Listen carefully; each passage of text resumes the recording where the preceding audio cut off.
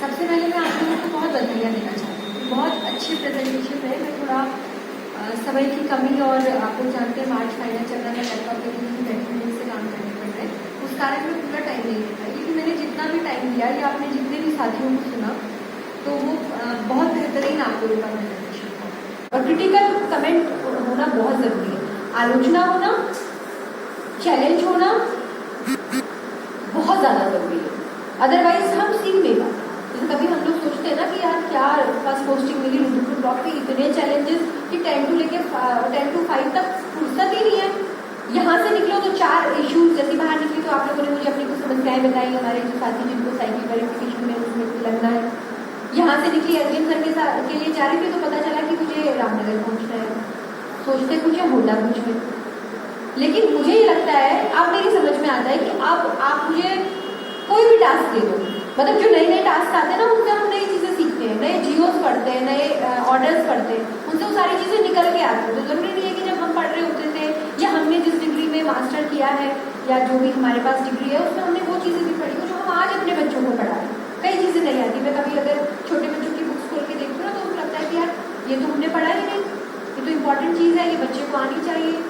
तो बहुत अच्छा है, उससे अपने आप को मोटिवेट करो, बिल्कुल भी डिसहार्टेड नहीं होना है। ठीक है, कभी हम भी, लेकिन वो कम से कम जिस स्थिति में है उससे थोड़ा सा उनका बेटर है, वो सही गलत में अंतर करना सीखे। अभी हम जहाँ गए थे वहाँ बच्चों की यही थी कि बच्चों को पता ही नहीं था कि क्या सही है क्या गलत है। मुझे जिसने प्रेरित कर दिया, फिर बाल मन होता है, जिसने जो समझाया वो समझ लेते, हम प्रभावित हो जाते हैं। हम थोड़ी देर में अच्छी अच्छी बातें करने लगे तो हम प्रभावित हो जाते हैं। वो तो बच्चे हैं छोटे, तो आप जैसा चाहोगे आप वैसा बनाओगे, आप निर्माण करता हो। आपके पास बहुत बड़ी पावर, बहुत ज्यादा, बस उस क्षमता को पहचान लो। जब हम किसी भी विषय की बात करते हैं तो सबसे पहले उसकी प्रकृति को जानना बहुत जरूरी होता है। तो उसी तरह गणित शिक्षण का मुख्य उद्देश्य बच्चों को स्वतंत्र एवं आलोचनात्मक विचारक बनने में सहायता प्रदान करना होता है। गणित शिक्षण के साथ ऐसा वातावरण उत्पन्न करना कि बच्चे अपने हालतों तक पहुंचने के लिए और अपने विचारों के विकास को बताने के लिए प्रेरित हों। गणित शिक्षण करते समय यह ध्यान देने की जरूरत है कि बच्चे गणित से डरे नहीं, बल्कि उससे जुड़ाव महसूस करें। कक्षा में किए जाने वाले कार्यों में गणित के जुड़ाव के गुण होने चाहिए। मैंने लिया गिनती, मेरा जो टॉपिक था गिनती और गिनना, एक पहल। गिनती क्या है? कब हम कहेंगे कि बच्चों को गिनती आ गई? बच्चे शुरू में बोल देते हैं 1 से 100 तक गिनती बोल देते हैं, लिख भी लेते हैं, पैटर्न को फॉलो करते हैं। हम लिखने को कहते हैं तो वो बहुत आराम से लिख भी लेते हैं। तो क्या हम सोचे कि उनको गिनती आ गई? कब हम कहेंगे कि बच्चों को गिनना आ गया? अगर कोई बच्चा बिना रुके 1 से 100 तक गिनती सुना देता है या लिख देता है तो क्या हम समझे बच्चों को गिनती आ गई? इससे गिनने पर विद्यालय में कक्षा 1 के बच्चों के साथ हमने एक्टिविटी भी की। एपीएफ की टीम थी, उत्कर्षमणि सर थे, तो हमने कलर का डिब्बा लिया, उसमें 12 कलर थे। वैसे को भी समझना होगा कि 3 क्या है। गिनने की प्रक्रिया के लिए जरूरी कई प्रक्रिया कौशल है। उन्हें आमतौर पर संख्या पूर्ण अवधारणाएं कहा जा सकता है, जैसे दूर, पास। जैसे जब हमारे स्कूल में बच्चा आता है, कक्षा 1 का बच्चा है, वो पहले से जानता है कि दूर क्या है, पास क्या है, हल्का क्या है, भारी है। पहले उस पर काम किया जा सकता है उन बच्चों के साथ। एक बच्चा जब 1, 2, 3 आदि बोलते हैं तो एक निश्चित क्रम में बोला जाता है, तभी वह गिनती बनती है। इसमें संबोधित करते हैं, जैसे 1 बोला तो 1 बोली या 1 कंकड़ ले लिया बच्चों के साथ, 2 बोला तो 2 कंकड़ ले लिए। और दूसरा इसी में एक की एक संगति करते हैं। शुरुआत में बच्चे बहुत गलतियां करते हैं, लेकिन हम जब उनके साथ बहुत एक्टिविटी इस तरह से करते हैं तो वो सीख जाते हैं। गिनने के लिए समूह बनाना जरूरी हो गया। एक्टिविटी सॉर्टिंग, छांटना। हमने बहुत सारी डिब्बे में रबड़ और पेंसिल रख ली और उनको बच्चों को उनसे कहा कि वो छांट के उनको अलग अलग करें और उनको गिने भी। जैसे ये दोनों कंबाइन कर लिए, उनको अलग अलग करने के लिए कहा। इसके साथ बच्चे और ओरली उनके साथ गिनेंगे भी। एक रबड़, एक पेंसिल हमने जो अलग अलग करी है उनको अलग अलग गिनेंगे भी। इसके साथ छाटी गई पेंसिल को या रबड़ से, जैसे हम लोगों ने हिंदी में रूट टू रीड का भी शुरू किया, तो जैसे 4 है तो उसके साथ 4 का प्रश्नों का समझ बच्चे नहीं बना पाए, तो उस समझ को किस तरह से आगे किया जाए, बच्चे किस तरह उसको समझ पाए, इस पर काम करने की जरूरत है। क्योंकि बच्चा जोड़ना, घटाना, घोड़ा भाग सब जान रहा है, उसको अच्छे से आत्मसात है कि कैसे करना है। लेकिन जैसे ही कोई बातचीत प्रश्नों को पढ़ रहा है, पढ़ते ही उसका सब गायब हो जाता है कि क्या करें। तो इसी के लिए हमने एक कार्य योजना बनाई। उससे पहले कुछ जो मैंने पेपर में लिखा उसको मैं पढ़ना चाह रही हूँ। जांच अच्छा और संकीर्ण उद्देश्य, अच्छा है लेकिन संकीर्ण है। रोजगार योग्य ऐसे वयस्कों का निर्माण करना जो सामाजिक और आर्थिक विकास में योगदान दें। और दूसरा ऊंचा लक्ष्य है बढ़ते बच्चों के आंतरिक संसाधनों का विकास करना। स्कूली गणित के संदर्भ में पहला उद्देश्य विशिष्टता संख्यात्मकता से संबंधित। जैसा कि हम अभी नई शिक्षा नीति के बारे में बात कर रहे हैं, तो वो यद्यपि हम शुरुआत उसी से करते हैं, लेकिन हमारा जो वृहद उद्देश्य है कक्षा 5 पढ़ने के बाद हमारा बच्चा जब गांव में जा रहा है, बाजार जा रहा है, तो क्या उसके अंदर उसके मस्तिष्क में गणितीकरण हो चुका है या नहीं, हमारा फोकस यहाँ रहता है। इसके लिए मैंने कुछ कार्य योजना बनाई है। एक प्रभावशाली शिक्षाविद ने सुझाव दिया था कि समझने के लिए शिक्षा प्रतिनिधित्व के 3 चरणों से होकर गुजरना पड़ता है। पहला चरण है गतिविधि आधारित, दूसरा छवि आधारित, इसे चित्रात्मक भी कहते हैं, और तीसरा है प्रतीकात्मक, प्रतीक या भाषा के आधारित। तो इबारती प्रश्नों को हम यहीं से लेकर चल रहे हैं। जब हम इबारती प्रश्नों को सिखाने की शुरुआत कर रहे हैं, तो सबसे पहले गतिविधि, बच्चों के बीच में हम किस तरह की गतिविधि कराएं जिससे बच्चों के लिए इबारती प्रश्नों को समझ पाना या कक्षा करने वाली गणित के बीच में जो भयंकर खाई है उसको बच्चा कैसे पाट पाए, इस पर काम करना। तो गतिविधि आधारित में हमने लिया बच्चा कम से कम पढ़ लेता और पढ़ के समझ लेता। अभी मेरा बच्चा हिंदी तो पढ़ नहीं पाता है, लेकिन जोड़ के सवाल जैसे ही आप बोर्ड पे लिखोगे कर लेगा, उसको उसमें पढ़ने की जरूरत नहीं होती। इसका मतलब उसको भाषा पर पकड़ मजबूत होनी चाहिए, तब वो इबारती प्रश्नों को पढ़ पाएगा और समझ पाएगा। दूसरा है कि छात्र छात्राओं को, इसके उद्देश्य हैं, छात्र छात्राओं को गणित के इबारती प्रश्नों को हल करने में रुचि का अनुभव होगा। छात्र छात्राएं इबारती प्रश्नों में उचित गणितीय संक्रियाओं का उपयोग करने में सफल होंगे। छात्रों में शैक्षिक संप्राप्ति का स्तर सुधरेगा। जो डर वाली मेरे द्वारा विभिन्न गतिविधियों और अभ्यास कार्य कराए जाएंगे। बच्चों को परिवेश में स्थित मूर्त वस्तुओं की सहायता से सिखाएं। जैसा कि गतिविधि आधारित मैंने 3 बताए थे इसके चरण, गतिविधि, छवि और प्रतीकात्मक। तो जो पहला है हमारा गतिविधि, उसमें हम मूर्त वस्तुओं की सहायता से कैसे इबारती प्रश्नों को हल करना शिक्षा कक्ष में कराया है, तो बच्चा जरूर समझ पा रहा होगा। लेकिन ये एक दिन का काम बिल्कुल नहीं है। अगर हम ये कहें कि ये 1 दिन में 2 दिन में हम कर लेंगे तो ऐसा पॉसिबल नहीं है। अच्छा, श्यामपट्ट पर चित्रों के माध्यम से सिखाना। बच्चों को श्यामपट्ट पर भी गणित संक्रियाएं चित्रों के माध्यम से सिखाई जा सकती हैं। हम पीछे शो नहीं कर पा रहे हैं। बहुत बार अभ्यास करना है इन सब चीजों का, एक बार में नहीं होगा। ये आपका इबारती प्रश्नों को लेकर अगर हम महीना भर भी अभ्यास करते हैं ना बच्चों के साथ तो कम है। अब मैं प्रतीकात्मक पे आ गई, मैंने भाषा ली है, चित्रों का काम खत्म हो गया है। अब मैं सीधे सीधे लिख रही हूँ कि मेरे पास 15 पेड़ थे और मुझे 5 बच्चों के अंदर 5 बच्चों को 15 पेड़ डिवाइड मतलब दे देंगे, कैसे बांटेंगे। तो अब बच्चे को बहुत सारी चीजें, क्योंकि उन्होंने प्रैक्टिस करानी है, बहुत सारी गतिविधियां दी हैं, बहुत सारे चित्र दिए हैं। अब वो अपनी कॉपी में क्या कर सकता है, फटाफट 15 पेड़ भी बना सकते हैं। और ये भी नहीं लगता है कि हम पढ़ रहे हैं। जैसे ही पढ़ना हो तो थोड़ा मन अजीब हो जाता है बच्चों का, लेकिन जैसे वो नाटक कर रहे हैं तो बड़ा अच्छा लगता है। तो हमने क्या किया, क्लास के 2 बच्चों को या 4 बच्चों को, जितने बच्चों की हमें जरूरत है उनको बुलाया, सब्जी वाला बना दिया। तो अपने परिवेश से भी इस तरह के अनुभव होते हैं। जो बच्चे हमारे पास आते हैं कि उनके पापा किया तो दुकान कर रहे होते हैं या कुछ और इस तरह का काम कर रहे होते हैं, तो ऐसे अनुभव उनके पास होते हैं। जब जैसे हमने उनको बोला कि बेटा तुमको सब्जी वाला बनना है, तुमको दूध वाला बनना है और तुमको ये करना है और अपना सामान बेचना है, तो उससे हमको क्या निकल के आ रहा है। फिर कक्षा 2 में इसके लिए हम अलग अलग गतिविधियों को मैंने स्तर वाइज बांटा है, जिसको मैं अभी थोड़ी देर में डिस्कस करने वाली हूँ।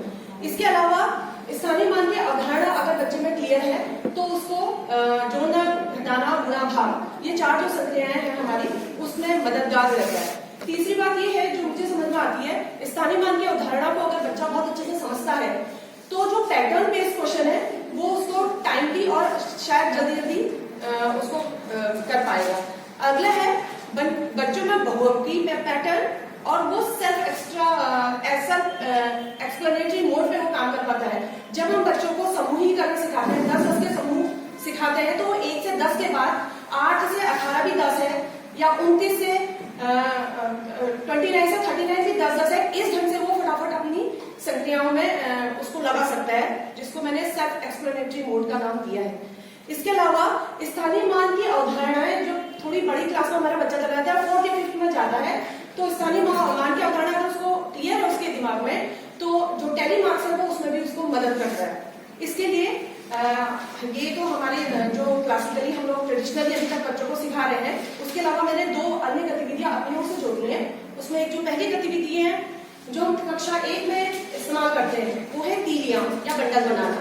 जिसमें बच्चे 10-10 के बंडल बना रहे होते हैं और वो जान पाते हैं कि 1 से 9 के बाद जब 10 है तो 10 का एक बंडल है, 10, 20, 30 करके 100 तक हम सिखा रहे होते हैं। उसके बाद कक्षा 2 में जाके हम सजाती और विजाती समूह में बांटना जब बच्चों को सिखा रहे थे कि 5 एप्पल है या 5 मैंगो है, उसके बाद अलग कौन सा है, या 2 बनाना मैंने उसमें लगा दिए, फिर वो समूह बनाना सीख रहे होते हैं जब हम उनको 1000 तक की या सैकड़े तक की संख्याएं सिखा रहे होते हैं।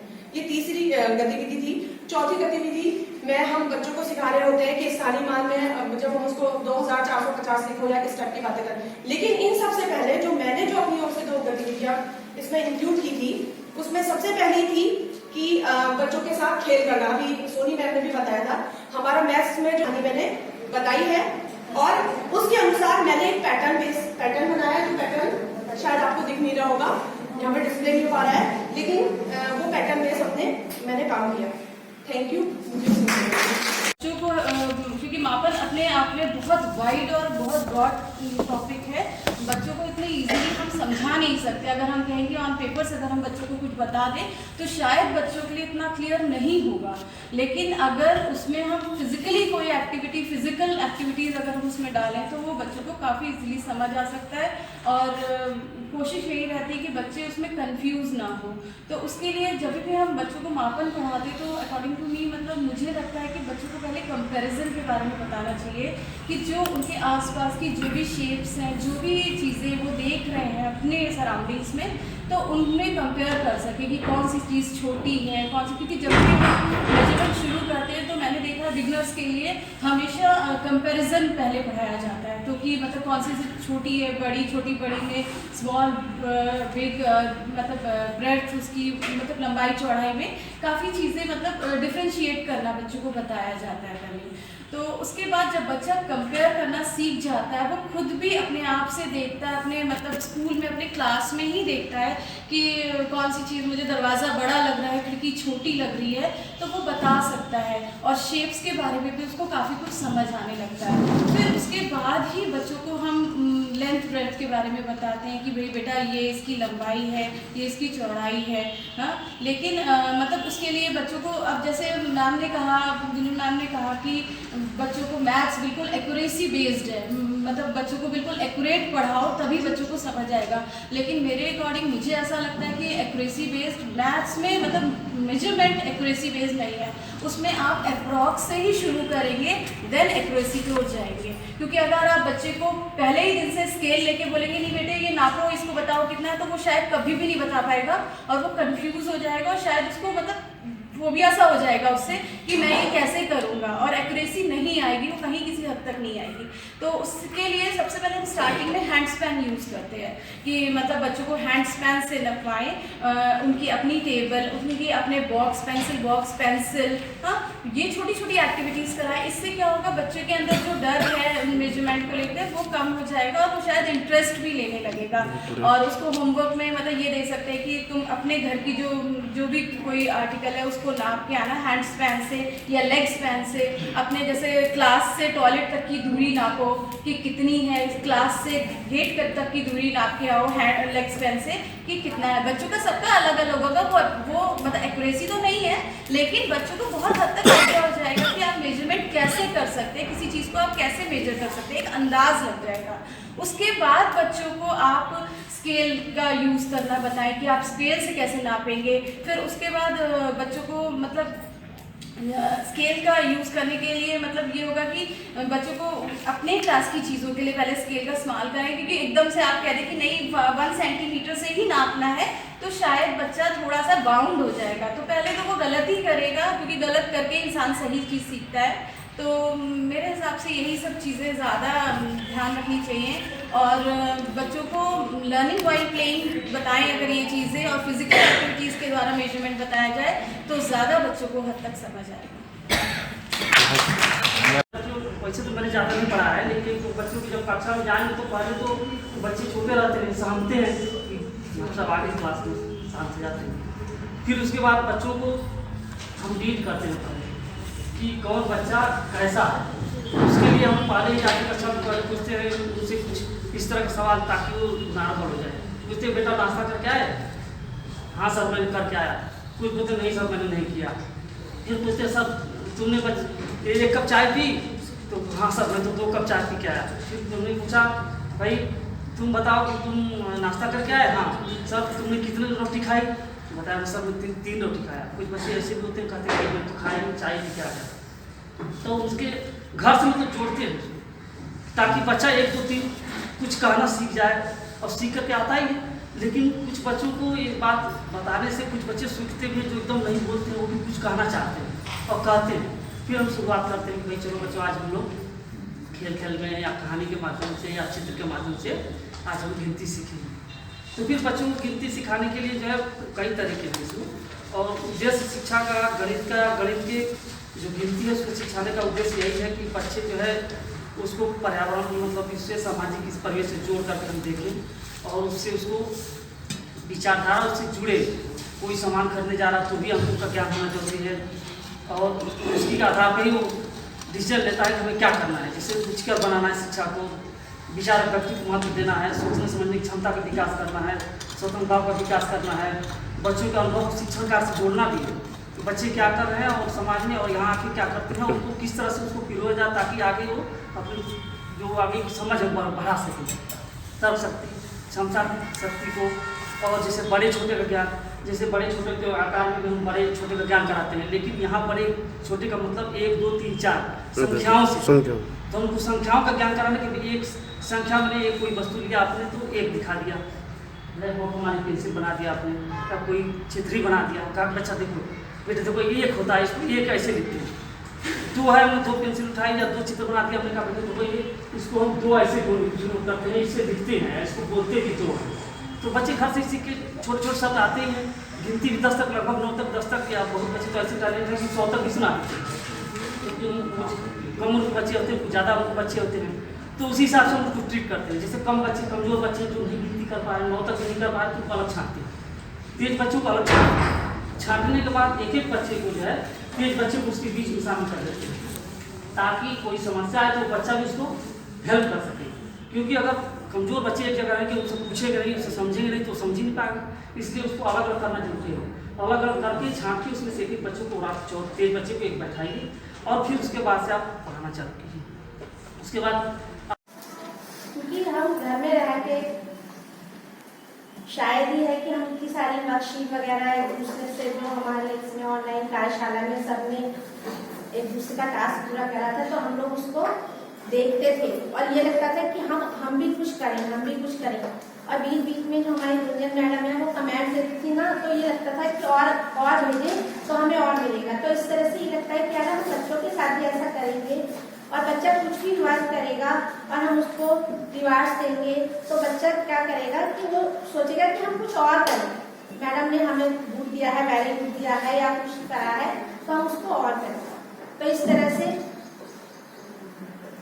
मैंने गणित में वार्ती सवालों पे अपना टॉपिक लिया था, जोड़ वार्ती सवाल के लिए। तो मैंने कुछ वर्कशीट तैयार की थी और मैंने स्कूल में अपने बच्चों से के साथ उसको सॉल्व भी करा। हम 2 और 2 4 अगर बच्चे को सिखाते हैं तो बच्चा उस तरह से नहीं सीखता है, लेकिन हम अगर मूल चीजों से पहले हम बच्चे को जोड़ तो सिखा देते हैं और बच्चा सीख भी लेता है। लेकिन जब विवादी प्रश्न उसके सामने आता है तो थोड़ा बच्चे को कंफ्यूजन होता है कि हम इसमें, मैडम कई बच्चे तो एकदम कहते हैं इसमें जोड़ करना है कि घटाव करना है, क्या करना है।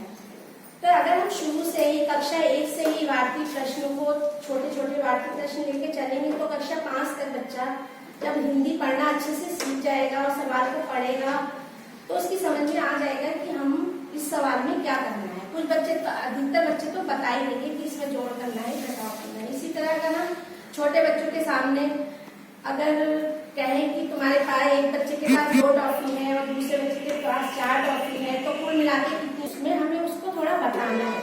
और अगर हम बच्चे से ये पूछें कि तुम 10 रुपए लेके बाजार गए थे और 5 रुपए की आलू लाया, 2 रुपए का प्याज लाया, तो बच्चा फटाफट बताएगा मैंने 10 रुपए लेके गया था, 5 रुपए के आलू लाया, 2 रुपए के प्याज लाया, तो मैंने 10 रुपए दिए तो उसने 3 रुपए वापस कर दिए। तो इस तरह से बच्चा सारी चीजें जो उसके संपर्क में होती है वो बता देता है। तो मैंने ऐसे ही एक वर्कशीट तैयार की थी और मैंने उसमें कुछ प्रश्न किए थे और बच्चों से करवाए। जैसे रामू के पास 205 रुपए थे, उसके पिताजी ने उसे 105 रुपए और उसकी माँ ने उसे 315 रुपए दे दिए। बताओ रामू के पास कुल कितने रुपए है? उनके पास इतने रुपए बिताने के लिए, तो उसके पास कुल कितने रुपए हो गए? इस तरह बच्चे ने जोड़ के पूरा सॉल्व किया सवाल को। अगर हम इसी तरह से बच्चों के साथ शुरू से ही इबारती प्रश्नों को लेकर कक्षा 1 से चलेंगे तो 5 तक बच्चा अच्छे से करने लगेगा। मैं अपनी बात नहीं सुना। कक्षा शिक्षा में बच्चों को सिखाते समय कौन कौन सी मुश्किलों का सामना करना पड़ता है, उससे निपटने के लिए कौन कौन सी तकनीक या गतिविधि अपनाते या कराते हैं, सभी साथियों ने अपने अनुभव साझा किए ताकि अन्य साथी भी अपने शिक्षण में शामिल कर सकें। इनमें से जो टॉपिक था, इनमें मैंने जो टॉपिक लिया उसमें था गिनती सिखाना। बच्चा जब विद्यालय आता है तो उसे गिनना आता है, जिसे वह अपने परिवार और परिवेश से सीखता है। जैसे जब बच्चा स्कूल में आता है तो हम उससे जब परिचय लेते हैं, परिचय करते हैं, उससे नाम पूछते हैं या उसके माता पिता का नाम पूछते हैं। पहले उसको हम अपने साथ जोड़ते हैं। उसमें जैसे आप गिनती सिखाना जब शुरू करेंगे तो उससे पूछते हैं आप कितने भाई बहन हैं या आपके एक हाथ में कितनी उंगलियां हैं। इन प्रश्नों के जवाब वह सरलता से दे पाता है, पर इन बातों से हम यह नहीं कह सकते कि बच्चे को गिनती आती है। विद्यालय में बच्चों को गिनती पढ़ना और लिखना सिखाने से पूर्व मूर्त वस्तुओं से गिनना, समूह बनवाना, समूह में से अलग करना आदि अभ्यास कराना, परिवेश से कंकड़ पत्ते आदि गिनवाकर समूह बनवाना, कम ज़्यादा का अभ्यास कराना चाहिए। बच्चों के साथ कार्य का अनुभव, क्योंकि ये मैंने जो लिखा था बोलने के हिसाब से नहीं लिखा था, सर ने कहा कि कुछ भी जो भी आपके एक्सपीरियंस हो वो लिखना, तो उसी तरीके से मैं इस जो पीरियड में जब हम शीट बांटने गए तो वो सब्जी बेच रहा था घर साथ। और एक इत्तेफाक की बात देखिए, मैंने उससे पूछा समय भिंडी की, उससे मैंने पूछा भिंडी कितने की है ये? उन्होंने कहा 40 रुपए किलो है सर। मैंने कहा अच्छा 10 रुपए की बता दे कितनी देगा।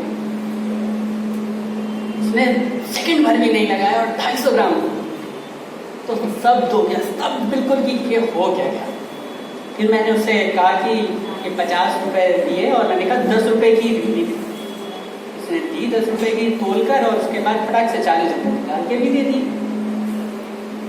जहाँ और ऐसा नहीं कि 20-20 के दोनों, 10-10 और 5-5 के सिक्के भी थे। मैंने उसने ऐसे गिन कर दिए और बिल्कुल परफेक्ट।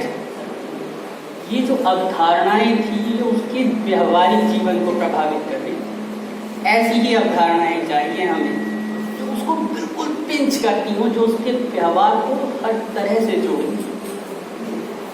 ऐसे ही बहुत सारी छोटी छोटी, एक मैंने शायद अजीब जी प्रेम जी के जब वर्कशीट चल रही थी उसमें भी एक बात साझा की थी। बात तब की है कि मैं अपने बच्चे को ही पढ़ा रहा था और क्लास 4th में है बेटा। संतोष मंडल जी ने कहा कि बात मुझे बिल्कुल सही लगी। जब हम क्वेश्चन बहुत हल्के हल्के तरीके से देते हैं तो बच्चा कर लेता है, वो आराम से कर लेता है। मैंने उसका एग्जाम्पल दिया कि अगर 5 रुपए की चॉकलेट अगर तुम्हारे को चाहिए और तुम्हारे पास 2 ही रुपए हैं तो कितने रुपए और दे दूँ कि तुम्हें चॉकलेट खरीदो? तुरंत गिना फटाफट। मैंने कहा क्या करा आपने आखिर, इसके पीछे क्या धारणा क्या थी, क्या सोचा तुमने इसके लिए? मैंने कहा मेरे पास 2 रुपए थे, मैंने और आगे गिन लिए 5 तक, कितने हो गए? मैंने कहा बिल्कुल सही है ये चीज। आगे क्या करोगे? बड़ी संख्याएं देता गया और वो पहले गिनता रहा। जब उसको गिनना टफ हो गया तब उससे मैंने कहा कि अब क्या करना है? मैंने कहा जोड़ करना है। उसे बताया कि मैं जोड़ की अवधारणा पे लेकर आया कि इसे ऐसे करोगे तो ईजी रहेगा गिनना, और गिनने के बाद आगे जोड़ना लेकर आना था उसे। तो जोड़ की अवधारणा को समझाना था, तो मैंने समझाने की कोशिश करी उसे इस तरह से, और उम्मीद है आप मुझसे बहुत अच्छा जानते हैं। सबसे पहला काम होता है कि उसका टीचर से इंटरेक्शन। वो डरता है, वो टीचर से उतना खुल मिल नहीं पाता। टीचर उसके लिए बहुत बड़ी चीज होती है। वो टीचर से अपने घर के सदस्यों की तरह बिहेव नहीं कर सकता, उसकी तरह बातें नहीं कर सकता, उनकी तरह उनसे हंसी मजाक नहीं कर सकता। उसके अंदर के डर को दूर कर पाएंगे और जो टीचर और स्टूडेंट का जो रिलेशन है उसको मजबूती दे पाएंगे। और वो मजबूती तभी आएगी जब टीचर और स्टूडेंट के बीच में जो डिस्टेंस है वो ना के बराबर हो। क्योंकि जब बच्चा छोटा सा स्कूल में आता है 5 साल में, तो उसको इस संख्या पूर्व अवधारणा में जो चीज़ों को लेकर हम चलते हैं, जनरली सभी चीज़ों के बारे में उसको पता होता है। हमें उसको कुछ सिखाना नहीं होता है, बल्कि उससे सीखना होता है।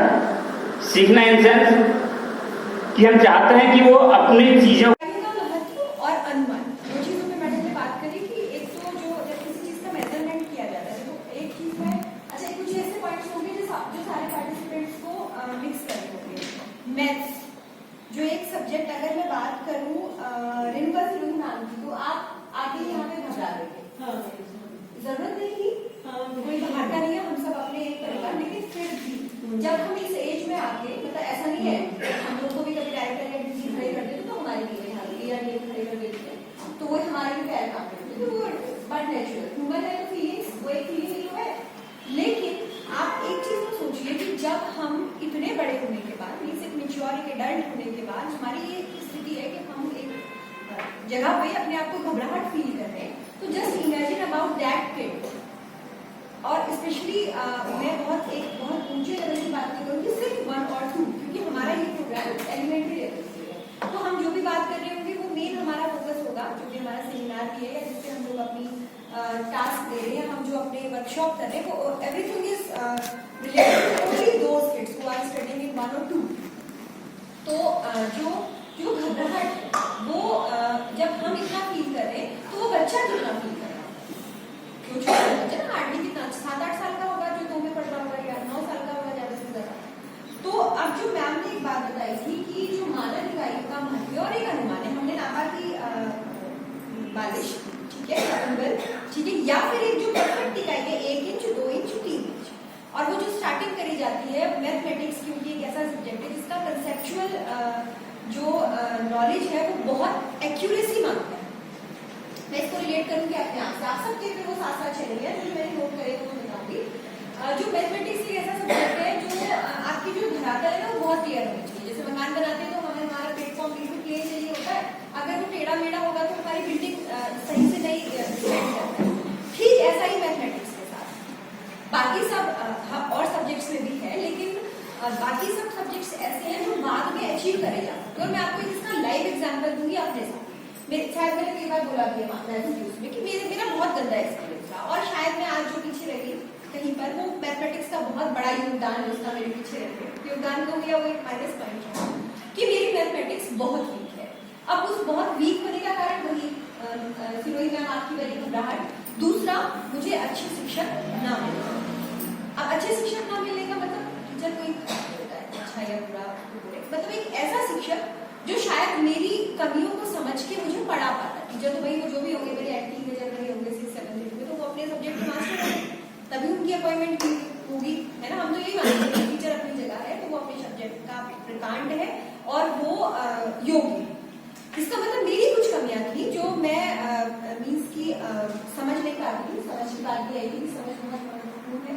मैं शायद वो चीजें नहीं समझ पाती थी। वो वही रहा होगा कि 1 2 3 4 5 में मेरी बहुत ज्यादा स्ट्रॉन्ग नहीं थी। 6 7 8 में वो कंपलसरी था तो मुझे लेना पड़ा। शायद वो कंपलसरी नहीं होता तो मैं छोड़ देती, जैसे मैंने 9th में छोड़ दिया था। जब मैं 9th में गई तो साइंस में हल्की फुल्की मैथमेटिक्स होती थी। उसका कारण ये कि मेरी फाउंडेशन बहुत अच्छी नहीं थी। तो ये जो डर है मैथमेटिक्स के, बाकी सब्जेक्ट से मुझे लगता है डर नहीं है। जैसे जब हम लोगों ने पीसीएस का एग्जाम दिया था फर्स्ट वाला, जिसमें हम लोग सेलेक्ट हुए, वो सब्जेक्ट एक था। हमने जो पढ़ा, जैसे मेरा एजुकेशन सब्जेक्ट था या मेरा इंग्लिश था तो मैंने उससे लिया। लेकिन जो सेकंड वाला एग्जाम दिया था उसमें वो सारे सब्जेक्ट पढ़ने थे, उसमें मुझे मैथ्स भी पढ़ना था। तो मैंने कोशिश करी, मेरा हिस्ट्री सब्जेक्ट नहीं था, ज्योग्राफी नहीं था, इकोनॉमिक्स नहीं थी, पॉलिटिकल मेरा नहीं था, तो वो सारे सब्जेक्ट पढ़े और वो सीख गई। वो सारे सब्जेक्ट मेरी समझ में आ गई, हिस्ट्री मेरी समझ में आ गई, पॉलिटिकल साइंस मुझे समझ में आ गई, साइंस मुझे समझ में आ गई, लेकिन मैथमेटिक्स मेरी समझ में नहीं आई। क्यों नहीं आई? क्योंकि और सब्जेक्ट थे वो अचीव किए जा सकते, पढ़ के समझ के, लेकिन यहाँ पर फाउंडेशन क्लियर होना और वो जो मैं फिर वही कह रही हूँ कंसेप्चुअल नॉलेज होना बहुत जरूरी है। और वो डिपेंड करता है कि जब वो बच्चा 1 2 का हो तब उसको सारी चीजें क्लियर कराए। तो वो जो इकाइयों का मापन है या फिर उसका जो अनुमान है, उन चीजों का डिफरेंस और उन चीजों की एक्यूरेसी बहुत जरूरी है। मैथमेटिक्स क्लियर तभी होती है जब उसमें एक्यूरेट आता है। 2 + 2 का कभी भी 3.5 या 4.5 नहीं होगा, वो 4 है तो वो 4 ही होगा। That is accuracy. उसके बाद हम दोनों को मिला के मैं बात करूंगी, सोनी को और हसीन बाबू को। आप दोनों ने बात करी इबादती प्रश्न। सबसे पहले जब मैं आप लोगों को सुन रही थी, मेरी समझ में नहीं आया इबादती प्रश्न क्या है, जब सोनी ने कवर किया। लेकिन जब हसीन बाबू करना आई उन्होंने थोड़े एग्जाम्पल, फिर मेरी समझ में आ गया कि इबादती प्रश्न क्या है। अगर मैं कक्षा 1 में जाऊंगी और मैं बच्चों से कहूंगी ठीक है बेटा कॉपी खोलिए, आज मैं आपको इबादती प्रश्न पढ़ाऊंगी, आधा तो उनका मूड ऐसे ही खराब है। व्हाट इज है क्या, मैंने ये लिखा था कि इबादती प्रश्न क्वेश्चन क्या है। लेकिन देखिए जब आपने एग्जाम्पल का, मैंने कहा मैं स्कूल में जाती हूँ बेटा क्या बोलते हैं गिनती आती है, तो किसी का हाथ खड़ा नहीं होता। अच्छा कौन सुनाएगा काउंटिंग, किसी का हाथ नहीं खड़ा होता। लेकिन चलो 1 2 कौन सुनाएगा, तो सबके हाथ खड़े होते। इसका मतलब कहीं वो चीज बच्चों को आती है, वो चीज जैसे हमने कहा अल्फाबेट्स आते हैं या वर्णमाला आती है, वो नहीं सुनता सुना उसको नहीं आई। लेकिन कहा कोबरा की चीज सुना दो, उसने पूरी सुना दी। हमने कहा अल्फाबेट सुना दो, स्मॉल अल्फाबेट सुना दो, या कैपिटल विद स्मॉल कोई हो गया ना जो फेसबुक पे चलता है, कैपिटल ए कैपिटल बी, ये नहीं। जब उसने कहा अल्फाबेट सुना तो उसने नहीं सुना, एबीसीडी आती है उसने सुना दी। तो ये चीजें बच्चे को बताना बहुत जरूरी है। और एज पर देयर लेवल, जब हम ठीक है हम 6th 7th 8th में पढ़ा रहे हैं या 9th में या इंटरमीडिएट लेवल पे हम मैथमेटिक्स पढ़ा रहे हैं, तो वहां सीधे आ जाता है, या साइंस को सब्जेक्ट पढ़ा रहे हैं कि भाई आर्किमिडीज का सिद्धांत, या चलिए प्लवन का नियम या गति का नियम, सीधे आ जाते हैं। लेकिन जब हम कक्षा 1-2 के बच्चों को पढ़ा रहे होते हैं तो हमें भी वो चीज अच्छे से समझनी चाहिए कि जो हमारे सामने वाला बच्चा है वो बहुत छोटा है और वो प्लेन स्लेट है, हमने उसमें लिखना स्टार्ट करना है, तो उसके बेसिक फाउंडेशन क्लियर करनी है। आज आपने सीखा, जैसे मैंने फिर एग्जाम्पल दिया, मुझे समझ में आया कि राम के पास तुम्हारे पास 2 टॉफियां है, मैं पापा ने 2 टॉफी और ली, कितनी हो गई 4 हो गई। अच्छा हमने एक अपनी बहन को दे दिया, कितनी बची, ये अगर आप मुझसे कहेंगे तो वो समझ पाएंगे। और धीरे धीरे जब उसकी मजबूत हो गई ना, फाउंडेशन आपने बनाई वो सॉलिड हो गई, बढ़ाया राम से धीरे धीरे लाइट भाई एक्यूरेसी 1 इंच चाहिए, 2 इंच, फिर और चलिए स्थानीय मान है, फिर और चलिए और लेवल की लाइट उसकी इंक्रीज होती चाहिए। कुछ चीजें आप लोगों ने बहुत अच्छे से बताई कि जो ये हम लोग सॉलिड चीजों से या मूर्त चीजों से मूर्त हो जाते हैं, कंसेप्ट से थ्योरी की तरफ जाने का जो है वो बहुत ईजी है। कि हमने उसको सिखाया कि भाई 4 कंकड़ इकट्ठा करो, 4 पेंसिल इकट्ठा करो, तो वो चीज बता देता है। ठीक है, उसके बाद जो आशा नगर में हमने बात करी स्थानीय मान और समूहीकरण, हाँ वो भी ठीक है, वो थोड़ा सा मुझे लगता है अपर लेवल की बात है। और उसमें जो समूहीकरण आपने बताया कि हमने कहा कि एक टाइप के कर दो, संतरा कर दो, या एक तरह के स्केच के कलर एक तरफ निकाल दो, एक तरह की जो दिखने वाली चीजें, कुछ चीजें इसमें वही ना पर्सपेक्टिव देख के भी, चीजें देख के भी उसमें गोल चीजें हैं, क्योंकि आकार भी मैथमेटिक्स का सब्जेक्ट है। भाई गोल चीजें कहाँ, गोल उठा के एक तरफ कर दो, सिक्के या जो पेपर्स वगैरह के गोल शेप में करते थे वो उसने उठा के एक तरफ रख दिए। तो इसका भी महत्व है कि जो हम उसको प्रैक्टिकल कराते हैं वो भी उसकी जो एजुकेशन है या जो उसकी लर्निंग है जो उसे हम कराते हैं उसमें इम्पोर्टेंट पार्ट करते हैं। अच्छा जो और खबर हो गया रमा ने बताया कि जो आपने बताया कि हाँ संख्याओं का ज्ञान हमने उसको एक्टिविटी के साथ सिखाया, हमने उसे सिखाया, हमने राइम्स बेस करा। अगर आप लोगों को एक बार मेरे पास जब मैं एजुकेशन पढ़ाती थी तो मेरे पास एक बच्चा आता था, तो वो मुझे रोज कविताएं सुनाता था। नहीं छोटा सा बच्चा था, उसकी बहनों को मैं पढ़ाती थी, वो ऐसे हम लोगों को जब हम एलियन से जुड़े तो ये चीज हमें बहुत क्लियर करनी है कि this programme is only for elementary है। तो हमारा कंसेप्ट बिल्कुल क्लियर होना चाहिए कि हमने ये जो प्रोग्राम है इसको सॉलिड करना है फाउंडेशन बेसिस, हमने बच्चों का प्रारंभिक ज्ञान भी ठीक करना है। इस बात में कोई गुरेज नहीं है, जिला शिक्षा अधिकारी सर भी हमें बता रहे थे।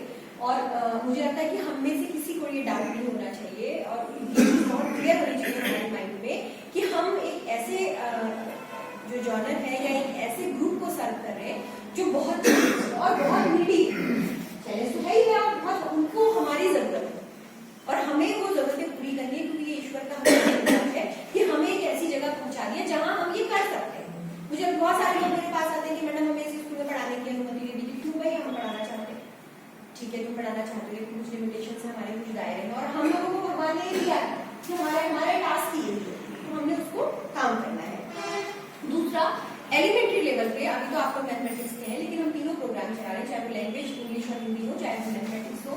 जब एलिमेंट्री लेवल है तो वो बहुत सरल और सामान्य होना चाहिए, बहुत टफ, बहुत परिष्कृत या बहुत क्लिष्ट लैंग्वेज नहीं होनी चाहिए। फॉर एग्जाम्पल अगर मैं कभी मुझे भी लगता है क्लास में चले जाती हूँ, वो थोड़ा वो होता है ना, पुराने नंबर हो जाते हैं, तो पुराना सब्जेक्ट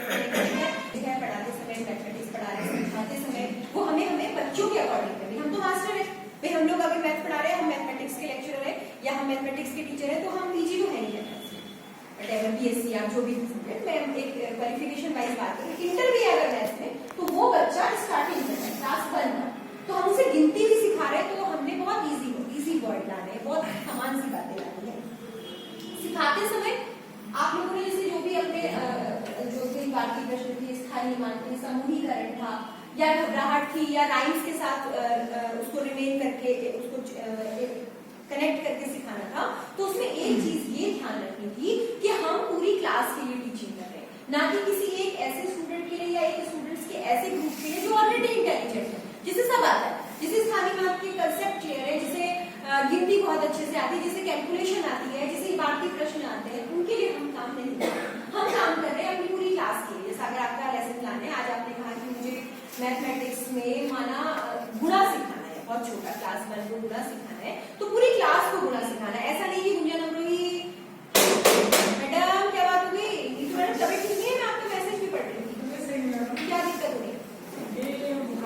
तब जब आप उसका अटेंशन ग्रैस्प करोगे, जब आप लोग उसको सिखाओगे कि चलो 4 कंकड़ लेके आते हैं बाहर से, लेके आओ, तुम 2 कंकड़ लाना, तुम 4 लाना, फिर देखो कैसा तमाशा होगा, सब खुश है, कोई को बात ही नहीं होगी, तुमको गिन के बताएंगे मैडम मेरे पास 2 है, मेरे पास 4 है, रख दो सामने टेबल पे, फैला दो कि चलो भैया। धारणाओं पे काम, मतलब उसके काम से बात बननी नहीं है। जो मैं तीसरी बात, बस केवल इसी को बात करके मैं खत्म कर रहा हूँ, जो तीसरी बात है जो बहुत ही इंपॉर्टेंट है, जो सबको अलग भी करती है। आप में से बहुत सारे लोगों ने 10-12 लोगों ने गिनती पे बात करी, लेकिन सबके लेख अलग थे। वो अलग क्यों थे, बस मैं केवल उसी बात पे बात कर रहा हूँ। वो केवल इस कारण अलग थे क्योंकि शिक्षण प्रक्रियाएं क्या है, आपने अपने बच्चों के लिए क्या शिक्षण प्रक्रियाओं का इस्तेमाल किया, कैसे किया, वो ही सबसे ज्यादा इंपॉर्टेंट है, जिसमें मैं, लेकिन बस यही वो चीजें हैं कि जो आपकी शिक्षण प्रक्रिया को मजबूत बनाती है। ये अगर हम देखें कि आप अपने बच्चों के संदर्भ का इस्तेमाल कैसे कर रहे हैं, क्योंकि हमें अच्छे से मालूम है कि हमारे बच्चों का संदर्भ क्या है। अब उस संदर्भ का इस्तेमाल आप अपने टीचिंग प्रैक्टिसेस में कैसे कर रहे हैं, यही हमारा लेख, मतलब हमारे लेख इसी के हिसाब से डिफरेंट होंगे।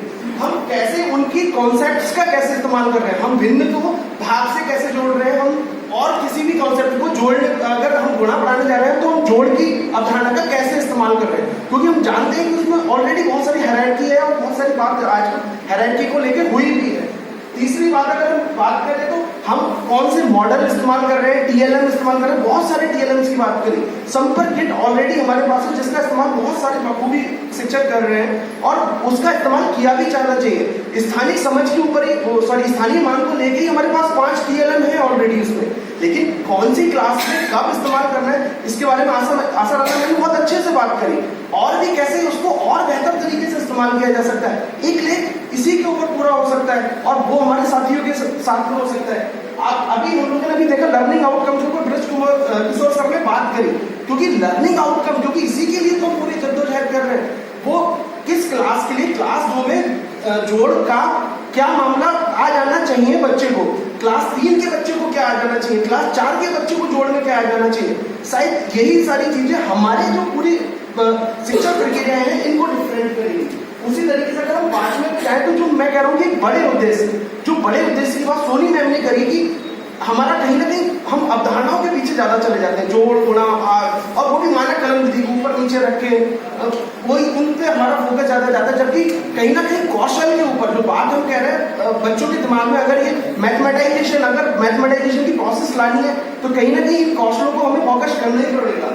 उसी के अलावा अगर मैं 6 और 7 में देखूँ तो असेसमेंट के ऊपर अभी बहुत सारा सर ने भी बोला और बहुत सारे साथियों ने भी उसके ऊपर रखा। असेसमेंट केवल इसलिए नहीं है कि हमने कुछ पढ़ा दिया और उसका असेसमेंट करना है, असेसमेंट फॉर लर्निंग। असेसमेंट को कितने अच्छे तरीके से हमारी जो आज की वर्कशीट जो हमने अभी देखा है कि हमने वर्कशीट का खूब अच्छे से इस्तेमाल किया है। आप उस वर्कशीट में देख रहे होंगे कैसे वो बच्चों की लर्निंग भी कर रही थी और उनका असेसमेंट में भी हमें सहयोग कर रही थी, और उसी असेसमेंट से हम फिर प्लानिंग करके बच्चों के साथ में अपना काम कर रहे थे। तो कैसे ये आकलन या असेसमेंट हमारा लर्निंग में हेल्प करेगा, ये सारी चीजों में ये 6-7 बिंदु हैं जिनके बारे में हम आगे भी बातचीत करेंगे। और यही वो चीजें हैं जिससे सारे लोग अलग होते हैं, सबको आता है, किसी को भी अगर मैं ट्रेनिंग की बात करूं तो किसी को भी जोड़ घटाना गुणा भाग नहीं सिखाया जाता है या सिखाया जाना चाहिए, ये हो ही नहीं सकता। सबको आता है, सारी चीजें सबको आती है। क्या चीज डिफरेंट होती है, ये चीजें वो है जो डिफरेंट होती है, जो हमारी टीचिंग प्रैक्टिसेस को डिफरेंट करती है और जो सभी लोगों को अलग करती है, और हर किसी के पास ये अलग तरीके से होती है, और वही शायद हम एक दूसरे से सीख रहे होते हैं। और केवल इस ट्रेनिंग या वर्कशॉप का यही मकसद होता है।